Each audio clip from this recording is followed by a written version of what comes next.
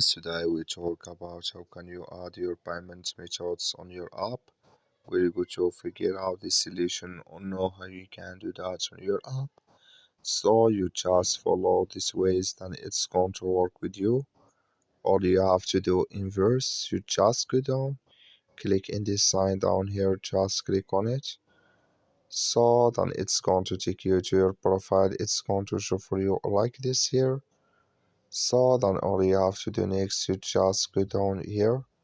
So then you click here on credit cards, just click on it. So then you click here on add payment method. So then it's going to take you to this list, and here add all your card information here. So you fill all this list here, then automatically you click here on add, then it's going to add with you. That's all you have to do. That's all. Thank you for watching. Don't forget to support us by liking and subscribe.